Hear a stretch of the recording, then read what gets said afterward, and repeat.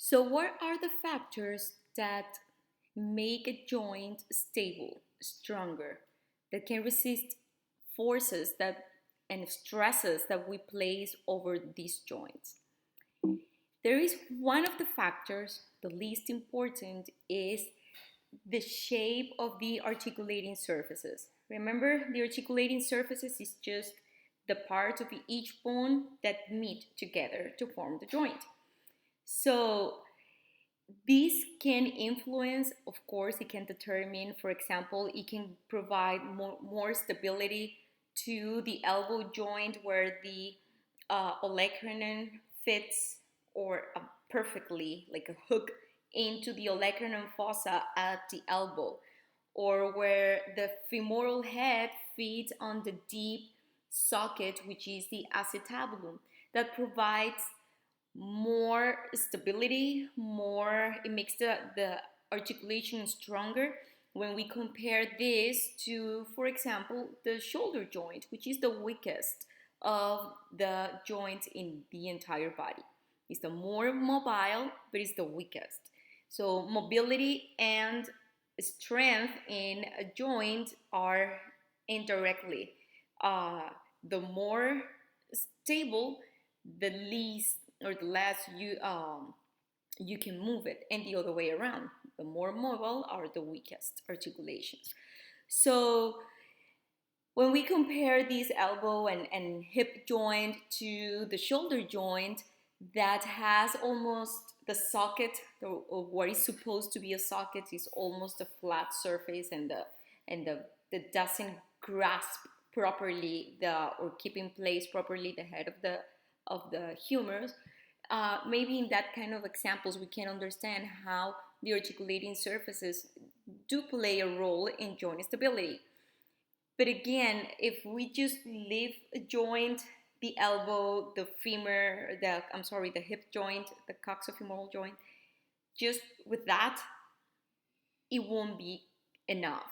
We need to add something to keep these two bones in place. And that something are the ligaments.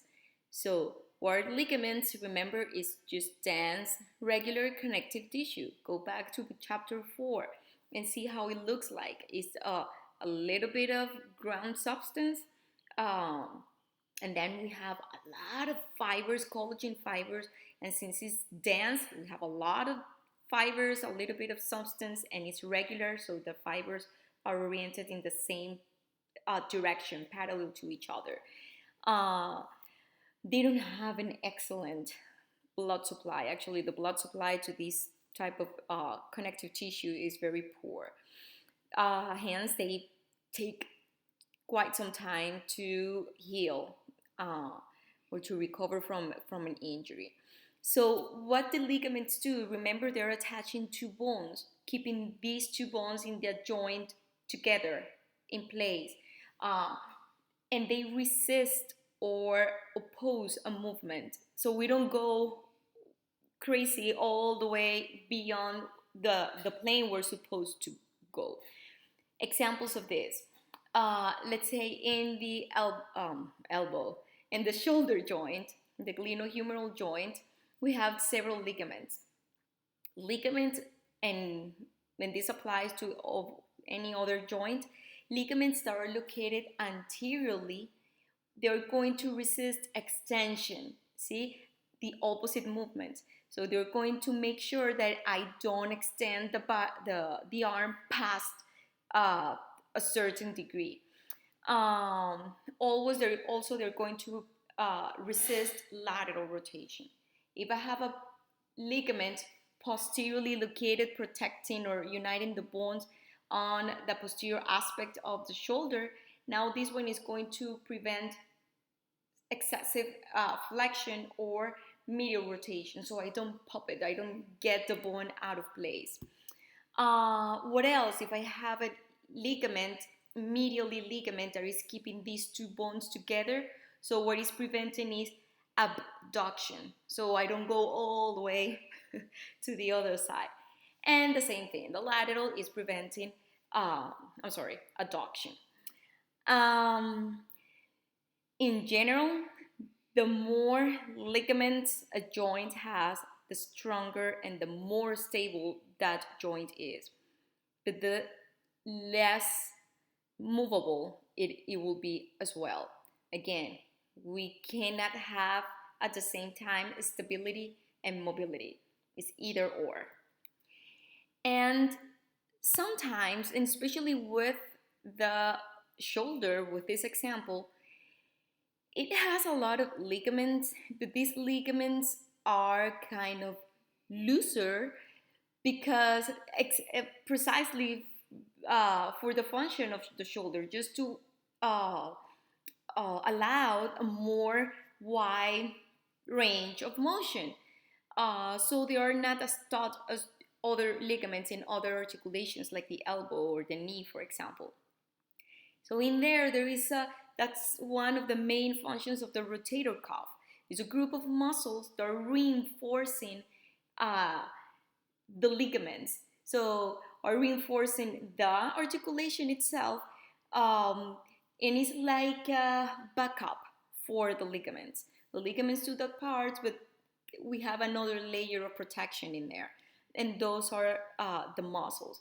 So just not only the contraction of the muscles, when I contract a muscle in here and I shorten that muscle, I can bring closer the humerus to the glenoid cavity, right? So that's how, or anteriorly or posteriorly, that's how the muscle can offer protection to the joint during contraction.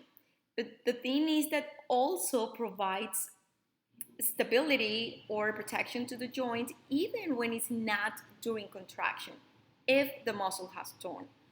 That's one of the great benefits of uh, exercising, that you improve the tone of your muscles, which is like the basal level of rest, of muscle contraction during rest, not while you're lifting weight or walking or doing any kind of movement. At rest, the muscle will have a better tone and a certain level of contraction, and that will pull the bones together and keep them together. So those are the three elements that we can control well, not the articular surfaces, but we can uh, control, or the most that we can control in here is the muscle tone in order to strengthen or to provide more stability to a joint. So that's why exercise is good when during rehab, a patient with injuries at the elbow, at the shoulder, at the knee. Um, let's describe some of an overview of some of examples of synovial joint. That's what's coming next.